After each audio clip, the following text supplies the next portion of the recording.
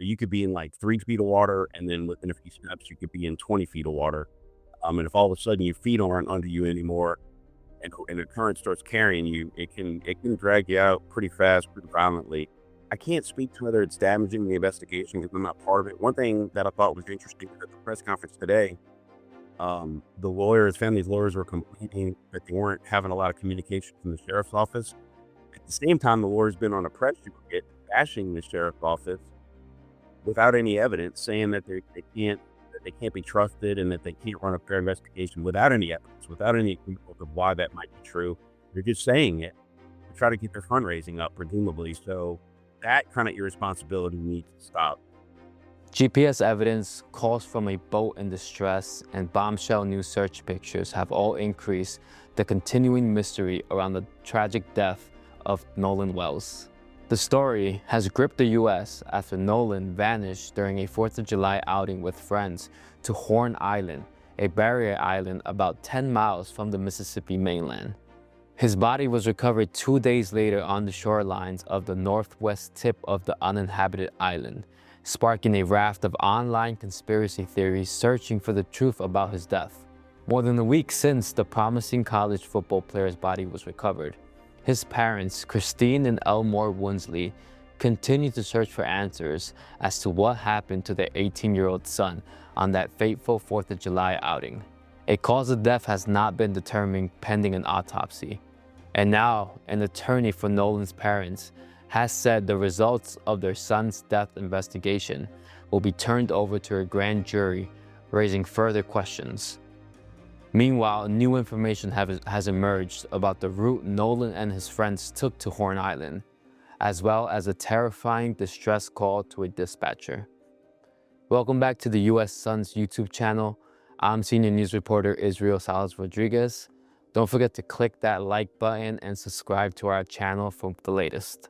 As the quest for answers in Nolan's case heightens, on July 15th, I spoke with Brian Thrasher, the National Vice President of the United Cajun Navy, who was involved in the search for the teen. He addressed the unverified theories circulating about what allegedly happened to Nolan and shared new photos of the ground and aerial search of Horn Island from July 5th. Brian, can you walk us through those crucial moments when the Cajun Navy got that call about Nolan Wells and you guys sprung into action? Yeah, so we got contacted on the evening of 4 July. I believe it was like a family friend or member of a family of Nolan's that got in touch with us and ultimately put us in touch with his mother. And we were able to talk to her and kind of get a briefing on everything she knew at that point. The next morning, we had known that they didn't find anything overnight, so we started making plans to put a boat in the water, and we talked to a couple of our local volunteers in Mississippi from our Mississippi chapter who went out. Two guys went out in with a boat and a drone and canvassed the island and did a grid search around Horn Island, and didn't find anything that day. That was Sunday, 5 July. So we made a decision since we were getting further away from the last time Nolan was alive that on Monday morning we put a plane up and that's what we did. And we were flying for a couple hours, a grid around 3 different barrier islands when we noticed the command post being set up on the beach and when Nolan's body had washed up. What do you remember most about the conversation Nolan's mother had with your incident coordinator? Just, frantic, wanting to know why her son didn't come back. Why was his phone showing that he was on land, but she can't get in touch with him? And come to find out that he had stayed behind, was supposed to catch another ride, left his phone and keys on the boat that he rode out there on. But we now know he never did come back. And I want to circle back to what you said previously when you guys were in the air and you began to notice some activity on the island. Yep, What yep. was the first thing that stuck out to you when you saw that from above? When we first crossed over the island, we were wheels up on Monday, 6 July, probably about 6:30 a.m. Central, and we flew directly over Horn Island. It's not that far up the coast, and we didn't really notice anything. There was some boats that were heading toward the central part of the island where there's a lagoon in the middle, where there was some, rumors that there was people searching in that area. my guys had searched the previous day, and they concluded that with all the cactus and thorny brush, that it wasn't likely that anybody walked over there barefoot and stayed around. Nevertheless, when we were coming back up north to the northwest tip, which was where all the boats were that day, where Nolan was last seen, we noticed there were 2 boats parked tandem on the beach, and it was obvious they weren't fishermen, so we descended, started circling around. You could tell by the attire of the gentlemen on the beach that they were law enforcement, and so more boats started coming in, more, presumably law enforcement, DMR, could have been Coast. I'm not sure exactly what all agencies were present. And then we circled around, descended, and then that's when we noticed that there was a body laying on right on the shoreline, right where all the law enforcement was standing. And from the photos that and videos that you provided to us, it gave a great perspective of the layout of the island. Yeah, yeah. So I'm not sure if you get the same sense, but it's kind of difficult for me to understand how nobody saw Nolan after that 4 p.m. time where he was reportedly last spotted. I mean, you can imagine the sun was probably still out. There's probably still a crowd and a bunch of boats docked Okay, on the okay. shore. Yeah, that look, that's the part of this whole investigation is how come from about 4:30 that afternoon on 4 July until it washed up, there doesn't seem to be anybody that knows anything about him, see anything now. It's possible that investigators that are looking into this are getting statements, credible statements from people that do plug those holes. We're not privy to that information, but for everybody that's reached out to us, there's very little information about what happened after about that time. According to what everybody's saying, the friends left the island shortly after 3. He stayed behind. Another one of his friends had eyes on him approximately 4. He was talking to another group of friends. After that, I don't know haven't talked to anybody that ever saw him yet. What do you remember most about the water conditions from that day? Yeah, so it was mostly calm, very sunny and hot. Water temperatures in the upper 70s. The only thing of note really is that island's known to have a pretty strong rip current off the northwest tip, and from what some people who were there that day told me that it was very strong that day. The other thing you have to keep in mind is that there's a drop off on that side, and so you could be in like 3 feet of water, and then within a few steps you could be in 20 feet of water. And if all of a sudden your feet aren't under you anymore, and the current starts carrying you, it can drag you out pretty fast, pretty violently. And there's been people that have drowned that way before. What do you remember most about those moments when it's confirmed that the body that resembled Nolan was found? Even though I was at about maybe 400 feet or so, I could see the body, and then zooming in with my lens to get a closer look. It matched the description of him, so I was fairly certain for myself, even without confirmation, that that was probably him. When it came back, and the sheriff had said, and they had people there that had eyes on him right there on the beach, and their words were, "There's no reason to believe it's not him." But of course, they can't confirm that until the coroner uh, matches with either DNA or dental records or something like that, because they have to sign the death certificate, and somebody's not officially dead until that happens. So, but yeah, once it became apparent that it was him, my heart really sank because I was hoping we were going to be able to have a happy ending to the story. But so many times I've been the one that have had to inform families that we found their loved ones and they're no longer alive. That was not my responsibility this time, but I knew it was going to be somebody's. And so I felt for whoever that was that had to live to the news. From those you managed to speak with in the community, the community members, Nolan's friends, what have you learned about who Nolan was? Yeah, I mean, he was just a giant personality. He was a guy who had tons of friends, knew a lot of people, you know, played little league sports, high school sports. Obviously, all the kids that he was teammates with coming up through all those ranks in his athletic career. He just was a guy that seemed like there was nobody he wouldn't be friends with. He was according to everybody that knew him, he was just sort of, like I said, just like this big personality, always smiling, always happy, always trying to make everybody around him happy. It's just a real shame. He's definitely a tremendous loss to that community.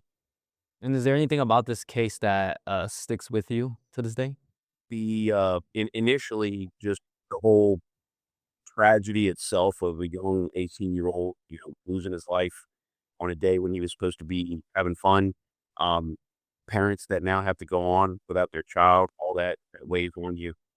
But the ensuing aftermath of, online social media detectives and trolls and people trying to profit off of a tragedy by posting fake pictures, fake videos, posting unsubstantiated conspiracy theories. I've already seen online probably 20 times people claiming that the autopsy results are out and they claim this, that, or the other. Autopsy results are not, as we sit here today, and it's was it 16th, about midday on July 16th. So they're not out yet. So people out there just need to stop. They think that they're, being cool and Facebook famous and, sewing up divisiveness, but they're really hurting this family. There's just a press conference earlier where, they mentioned that it really was hurting the family to have to see all this misinformation out there. And frankly, the family's lawyers are not doing anything to stop it. And they should. They should try to do a better job to stop it and not help it if they care about their clients. And as we've been speaking about, this case has evolved to a national level, and with all the Yep. rumors and the misinformation that's being spread on social media. I know the Cajun Navy is not involved in the police investigation aspect of the case, Right. but have you been able to verify any of the claims that eyewitnesses may have relayed to you guys, or have you been able to piece together Nolan's final moments? So the only thing that, or the closest I could come to a verification of anybody's claims is when I have like two different people that probably don't know each other give me a very similar account. So it's sort of like reasonable to assume that that's pretty close to what happened. We've gotten a lot of images and short video clips that people have either sent in or found online and screenshotted to send to us. Um, Unfortunately, the quality of it is not that great.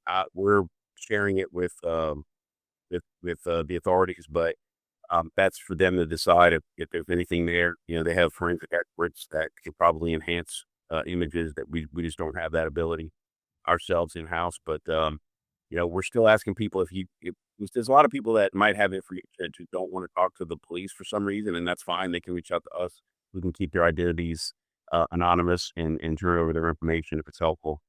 And are you able to share any of the bits of information that you received from those eyewitnesses? One of the reasons why I don't honestly is because I can't conclude anything from them, and there's been pictures that have put out there that people have concluded false information from just by looking at a picture. So I don't want to contribute to that if that makes sense. Do you believe the online speculation, again, the rage baiters on social media, the conflicting comments from the family attorney? Do you believe that's damaging the investigation, or is it affecting Nolan's family, their friends, his friends? You know, I can't speak to whether it's damaging the investigation because I'm not part of it. One thing that I thought was interesting was at the press conference today, family's lawyers were complaining that they weren't having a lot of communication from the sheriff's office. At the same time, the lawyer's been on a press junket bashing the sheriff's office without any evidence, saying that they can't be trusted and that they can't run a fair investigation without any evidence, without any examples of why that might be true.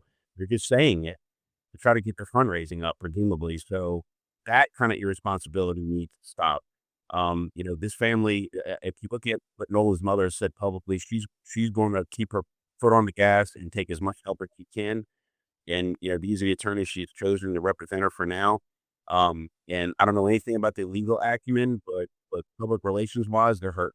So they really need to either shift gears or maybe bring on public relations firms that knows what they're doing that won't hurt because I don't want this family's reputation hurt. I can tell you right now, Nolan's parents are top notch people, and I don't want people to think or associate them with the punks and outcasts of the world to think that they're out there, um, trying to capitalize on the tragedy.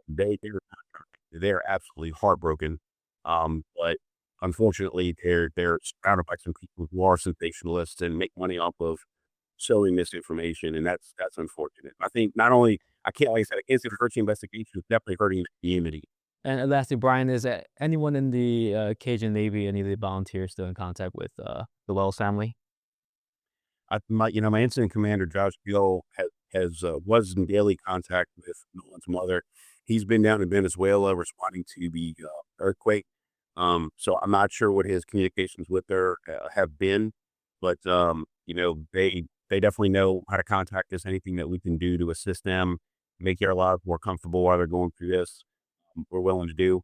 But to answer your question, I'm not sure if there's been contact. She was out of town. I know she's back in town now, so maybe they can reconnect if they haven't. Incredible insight from Brian, who vividly described the layout of Horn Island, in particular, that significant drop in the water off the northwest tip of the island, where Nolan's body was recovered. Just before I spoke to Brian on July 15th, Nolan's parents and their attorney met with the Jackson County District Attorney, where they agreed to mutually inspect the contents of Nolan's cell phone, which has been a point of much contention over the past week. The family has claimed that messages were deleted from the phone before it was given back to them, arousing their suspicions about the stories friends were telling them.